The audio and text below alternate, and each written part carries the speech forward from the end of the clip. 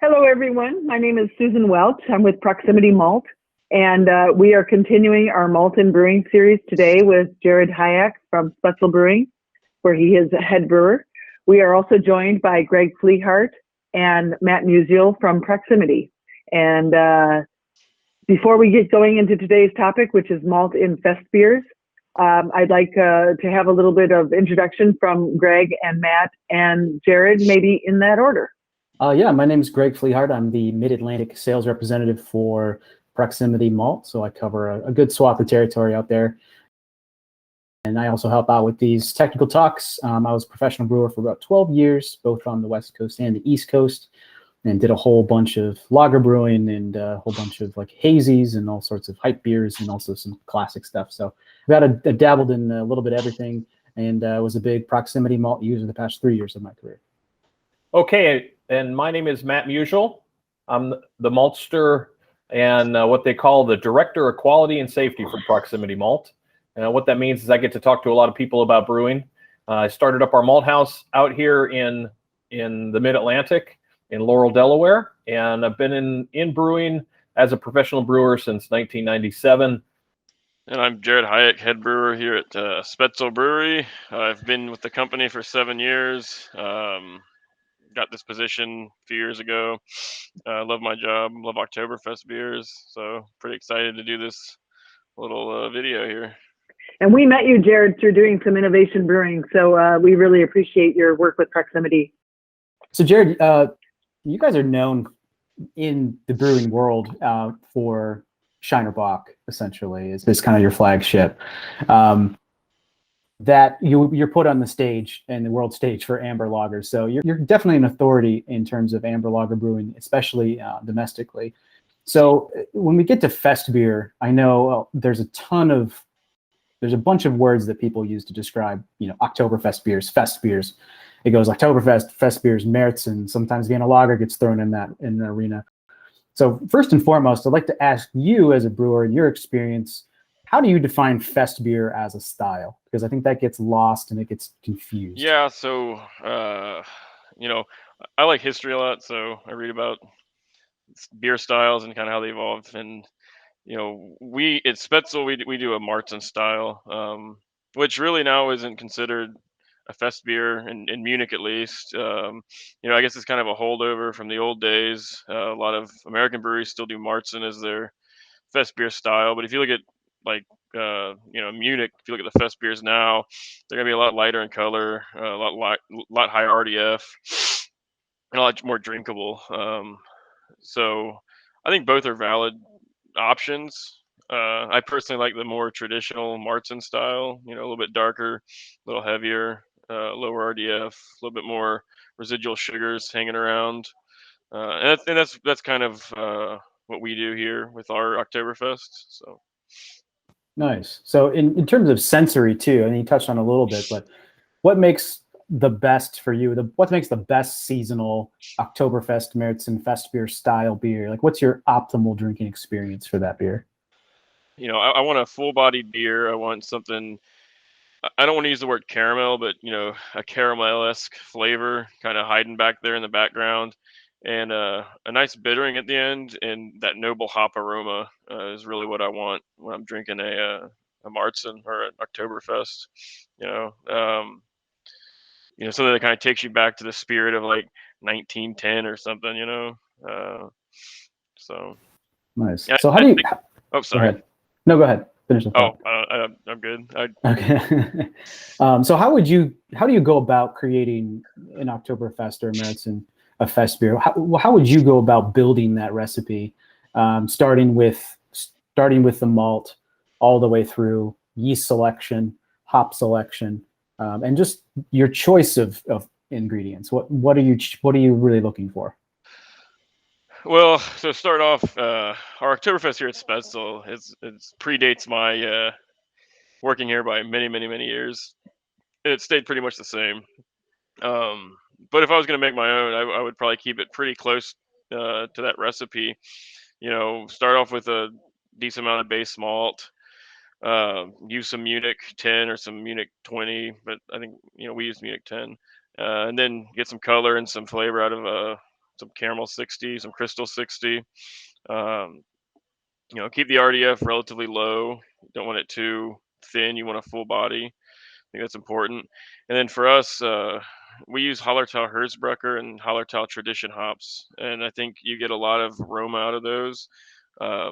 We do a bittering edition, we do a end of boil edition, and we do a whirlpool edition, and that allows us to have a really nice aroma come through, as well as a certain amount of bitterness that it's not overpowering, but it's there. It lets you know it's there, and it's pleasant. So, and it's a nice complement to the residual sugars left over in the beer, I think. So how do you go about building your lower degree of attenuation? What's important there? Is that process? Is that ingredient selection? Are you getting that through specialty malts or higher kiln base malts? How are you getting that texture and then that mouthfeel and that sweetness in your beers? I think it's a combination of the two. Obviously, a lower amount of time spent in the mash vessel is going to give you a lower RDF. Of course, targeting certain enzymes, enzymatic reactions is also going to affect that. And then on top of that, using a higher percentage of specialty malts like Munich and C60 is going to obviously not have as many sugars, as many starches to transfer to sugars, and therefore keep your RDF lower. So we use both those ideas together, and I think RDF is we keep it pretty low. It's let's see here, I don't have it memorized off the top of my head anymore, but I think it's low 60s, high 50s, something like that. So Nice, that sounds about right. Matt, any input from you on malt selection for Festbiers? Well, yeah, and before I move on to that, I just want to say I'm really excited about talking with Jared here today from Spetzel and Scheinerbach. There's parts of my career that go way back to giving tours of the brewmasters at one of the first breweries I was at. So I always have a special place in my heart for the people from Spetzel. And plus, I lived in Louisiana for a number of years, and Scheinerbach and the Oktoberfest were the ones that we could do a happy dance in the aisle every year when that came out, right? So thank you for taking the time to talk with us today, Jared. It's pretty exciting to me. And in my brewing career, one of my first experiences, the brewery I was working at made one of the heavier and more malty and caramely versions of a Fest beer, a very popular rollout. And what was really interesting to me when I was first learning about it is the BA Vienna book. I think it goes back to the 90s, the style guides that came out. And I was really interested in all the history, like Jared talked about how we got to Fest beer and what it was and how it came about. And I got to see that in this incarnation of the Oktoberfest that was being brewed at the first brewery I worked at. And that it played into so much. The malt was so much of the star of that show that they listed on the bottle, 6 or 7 different styles of malt, and the company to this day still buys a low protein 2-row base malt that's Oktoberfest malt just for that brewing every year.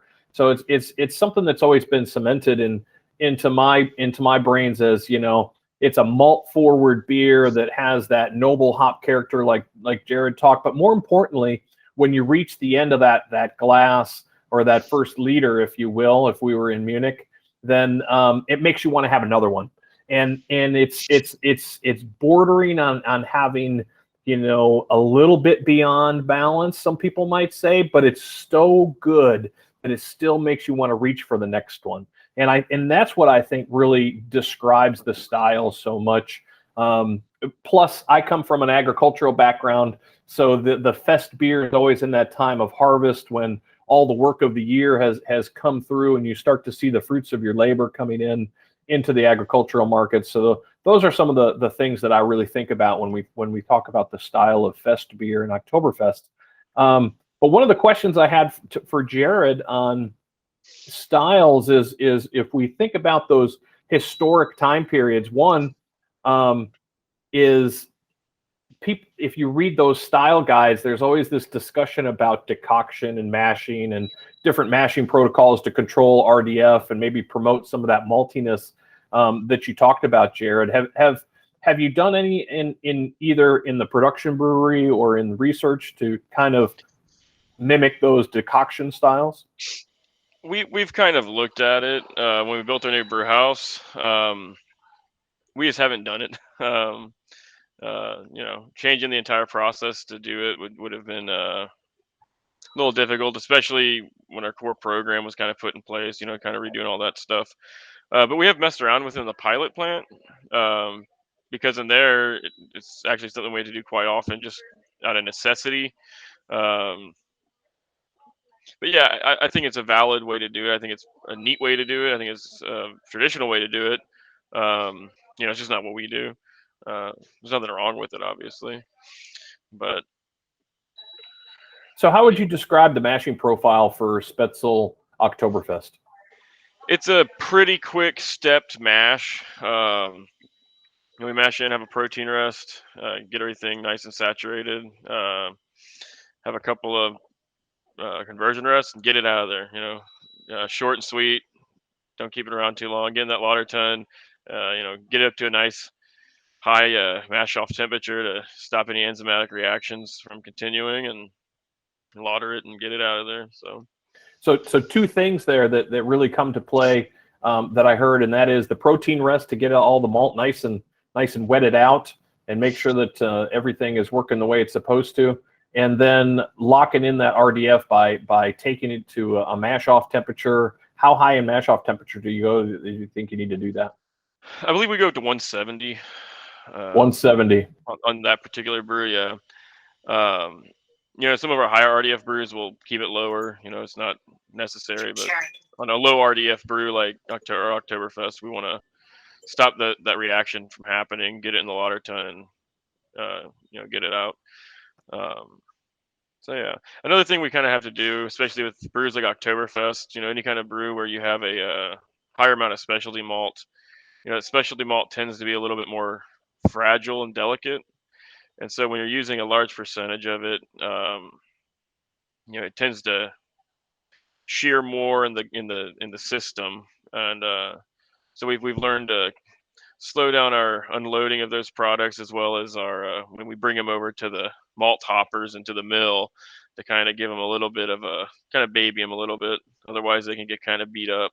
So yeah, that makes sense, because in the malt house, to make those styles, we have to subject the malt to much higher temperatures than regular base malts. So Munich's and Vienna style malts can get a little drier and therefore a little bit more fragile, as you said. That's a really good point. Yeah, absolutely. Yeah, I had a lot of success with a similar mash regimen. Doing in about, I was working on the 7 and 10 barrel systems and 15 barrel systems, small systems, but mashing in real thick at about 147, 148, doing about a half hour rest, and then just underletting with hot HLT water and bringing that temperature up to about 158, 160 for 15 minutes to a half hour, depending on how much body you're trying to build. And that's something I learned from a friend of mine who was brewing over at Chuckanut Brewing. And we did a little bit of that over at Silver City as well, and did some R&D with that at Bainbridge when I was there. And we really found that boosted malt sweetness body perception without really impacting our overall attenuation level. So we were able to get that nice dry beer, that nice drinkability, but still have that nice taste of a lower RDF. So on a smaller scale, it's a really nice way to kind of differentiate your lager brewing with a multi-step and infusion. It really does seem to help. Yeah, so Cool. There are a lot of people out there with single infusion mashing that could really help them lock in that body and get what you're desiring out of the style, huh? Yeah. And we also developed recently. We just came out with Bodybuilder, so that was actually developed by for hazy IPAs, but we're getting a lot of people using that as a Cara Hell substitute, but it has even more bodybuilding proteins and foam in that malt.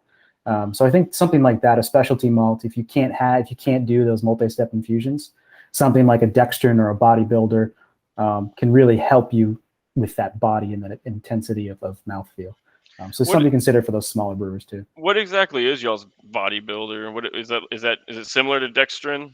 So it's basically like a 8-level bond hybrid malt. So it's not quite a crystal, it's not quite a dextrin malt, and it's designed to boost perception of malt sweetness without tasting like a crystal malt. Okay. But it also increases foam retention, body, mouthfeel, and it was designed for hazies to kind of boost that sweetness a little bit, because that's what everyone's looking for, is that sweet double IPA. And it also helps correct that color if you're using too much flake notes. So if you can't, it kind of avoids that gray color you can sometimes get with hazy IPAs. It'll help correct it a little bit. Very cool. I was just gonna ask if that if the body booster, if it keeps kind of the astringency down, because like C60, C120, it's kind of known to impart some astringency on the back end. Sure. Yeah, it definitely doesn't contribute in the astringency. It's only about an 8-level bond color, so it's very, very light. Okay. Okay. Yeah, that's right. You said 8. I was thinking. Yeah. So people have been using it for like Helles, Hefeweizen, something just that need a little boost of that grain flavor, and a little bit of foam and lacing without, adding a crazy colored malt to your repertoire. So it's been working well. I'm excited about it.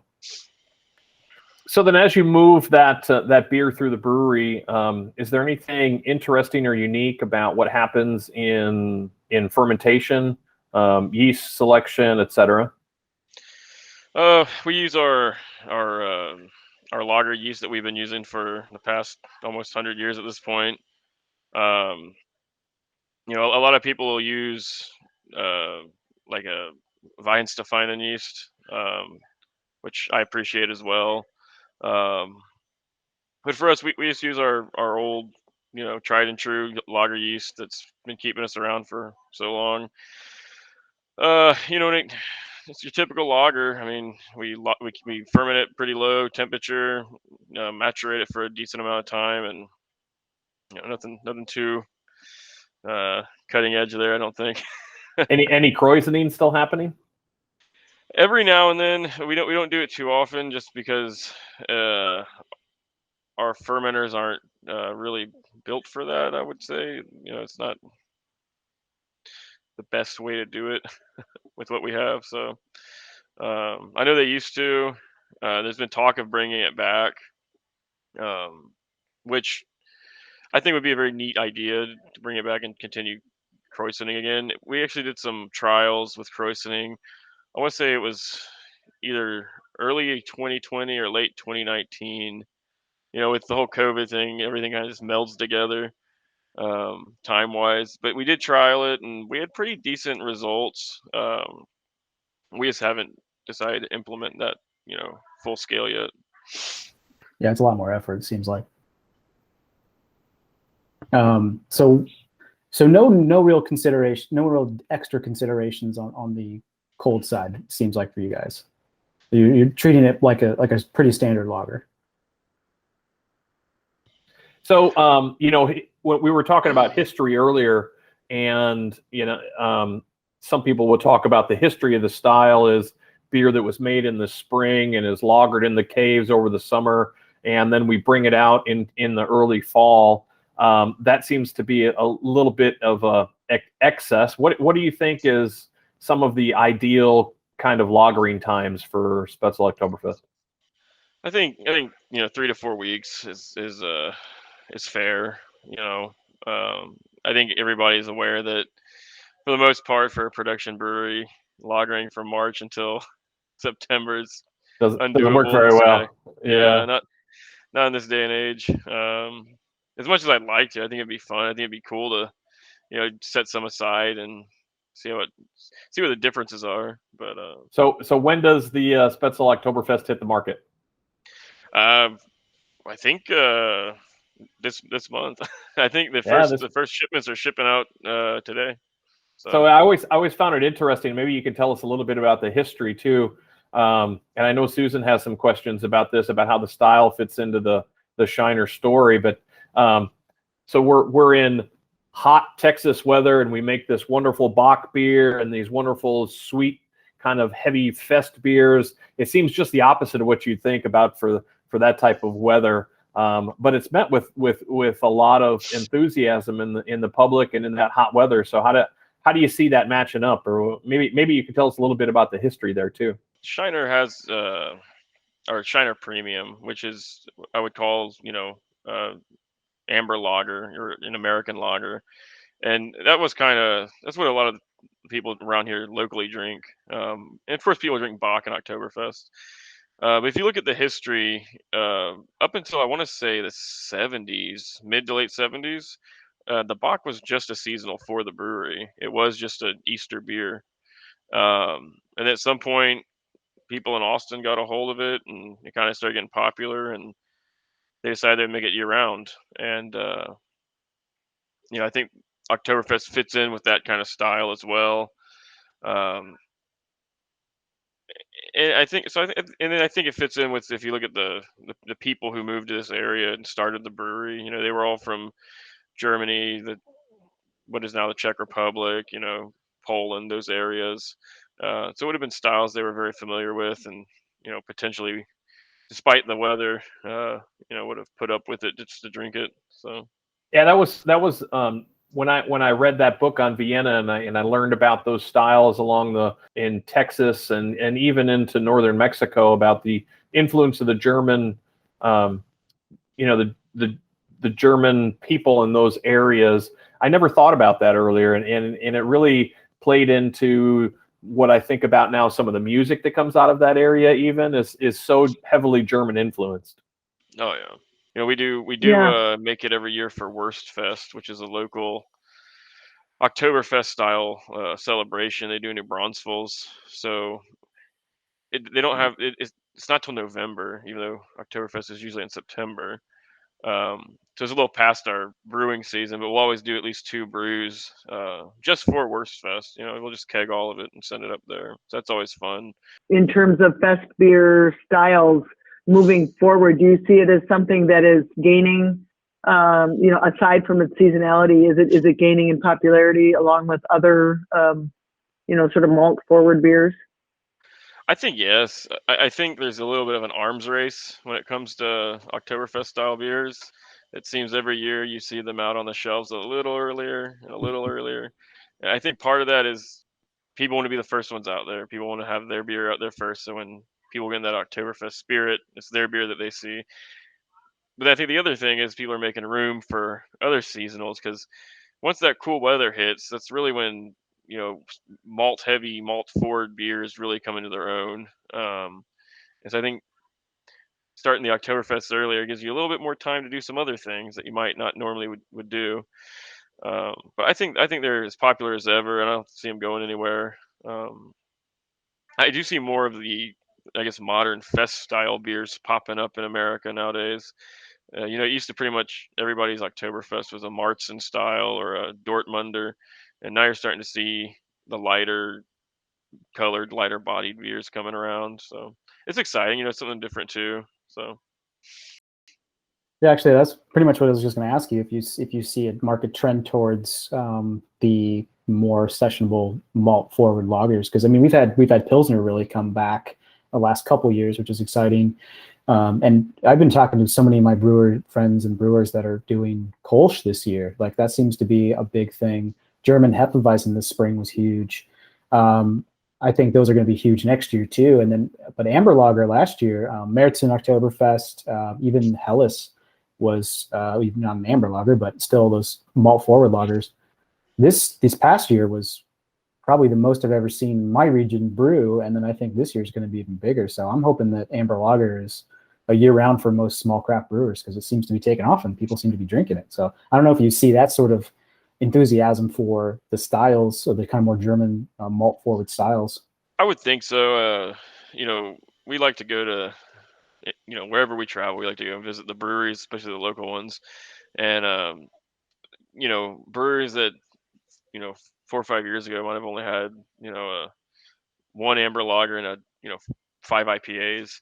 You're starting to see more people, go into that lager area and come out with ambers and pilsners and kolsches and helles and all those older malt forward style German beers, and even English malt forward beers like brown ales and stuff like that. So it's ESB. nice to see, because don't get me wrong, I love IPA, but sometimes you want some maltiness. You don't want just hops. Yeah. So it's nice to see that it's becoming more popular. So I think it's just an ebb and flow, just like anything else. Any other industry. One year this is what it is, next year this is it. So it's just what are people going to be in the mood for? More about the malt and how you've gone about selecting. Can you tell us a little bit about it at Spetzel, how you go through evaluating malts for your different styles, and what kind of processes you go through to make those decisions? Yeah, so we have our little pilot plant, which is where we're going to do any kind of brew first. But before we ever get to that point, we start with the basics. We decide what we maybe want to make and what we think is going to work, and you taste the malt. As rudimentary as that is, you just chew on some of the malt, and you can get a pretty good idea of what you're going to get out of it. And then from there, there's been times where we've made malt teas out of them and stuff like that. But generally, we kind of get an idea of what we want, and then we go ahead and brew in the pilot plant, which gives us a lot of flexibility, because if we want to, we can brew 2 or 3 real quick and monitor them and pick which one we like best and go from there. And so it really lets us streamline, choosing malts and choosing the right malt. Because sometimes sometimes you're in a position where you're not just looking for Levabond, you're looking for flavor profile, and so that everything else that mends together. And in one situation, a C60 or a C120 might work, but in another situation, it might behoove you to have a darker wheat, to give it a little bit more body and not as much astringency on the back end. It's just one of those things, you have to really be careful about what you use. So many people, I think, get stuck in the idea of, I need to make a beer and it needs to be this color, and so I'm just going to throw some of this in there and give it some color. Well, that doesn't always transfer to a pleasant flavor profile. So that malt tea method, would that be similar to the hot steep, Yeah, ASCP I hot think steep? yeah. I mean, same thing. Yeah.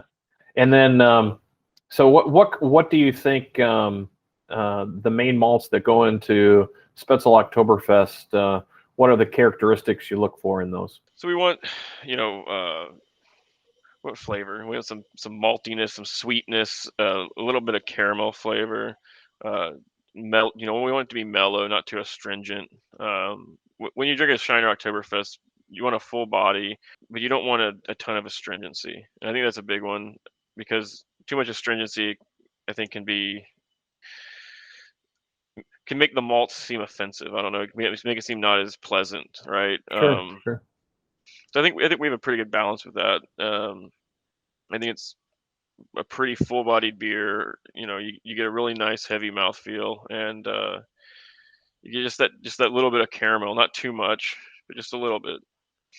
So as maltsters, we have a lot of opportunities, what I'll call different ways to make the color still come out the same. One of the ways we chose to make our Munich 10 was to focus on that sensory and kind of hitting those more European style Munichs, in which they're kind of toasted on the end as opposed to caramely. Right. How does that play into the final beer? I think it gives it a much more, I don't want to say natural, but much more mellow flavor, right? Like you touched on it, toasted versus kind of roasted, I guess, in a way.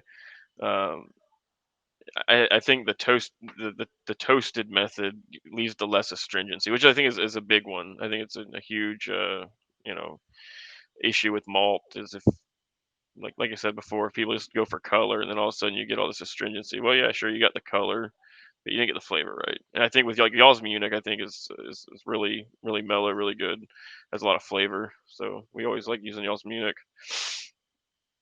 Yeah, that was one of the focuses on how we designed that process, was to focus on the attributes that you just spoke about.